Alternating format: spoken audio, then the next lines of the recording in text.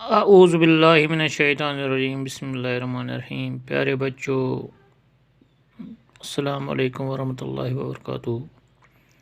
میں خیریت سے ہوں اور امید رکھتا ہوں کہ آپ بھی اپنے گھروں پہ خیریت سے ہوں گے۔ ہمارا جو آج کا موضوع ہے وہ ہے کوئل۔ کل ہم نے پڑھا کوئل کے بارے میں کہ کوئل کی جو رنگت ہے وہ کالی کالی ہوتی ہے، اس کی جو صورت ہوتی ہے وہ بہت ہی خوبصورت ہوتی ہے، اس کی شکل بہت خوبصورت ہوتی ہے۔ وہ ایک ڈالی سے دوسری ڈالی پہ چڑھتی ہے، وہ جنگل میں شور مچانے والی ہوتی ہے۔ کوئل کی جو بول ہوتی ہے، جو آواز ہوتی ہے وہ بہت ہی میٹھی ہوتی ہے، وہ بہت ہی شیریں ہوتی ہے۔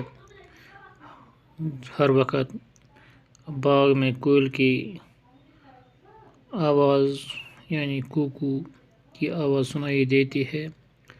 جب باغ کا مالک کوئل کی کوک سنتا ہے تو اس کا دل باغ یعنی وہ بہت خوش ہوتا ہے۔ کوئل جو ہے اس کی شکل بہت خوبصورت ہوتی ہے۔ آج ہم نے یہ پڑھنا ہے۔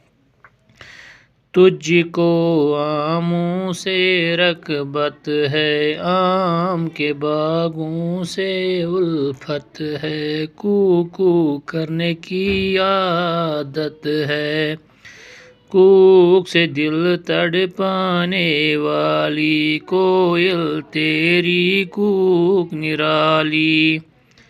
تجھ کو آموں سے رغبت ہے، آم کے باغوں سے الفت ہے، کوکو کرنے کی عادت ہے، کوئل تیری کوک نرالی۔ اے کوئل، آپ کو آموں سے بہت لگاؤ ہے، یعنی آپ آموں کو کھانا پسند کرتی ہو۔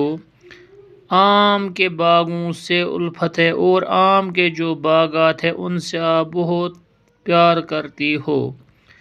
کوکو کرنے کی عادت ہے، آپ کو ہر وقت کوکو کرنے کی عادت ہے، یعنی آپ ہر وقت کوکو کرتی رہتی ہو۔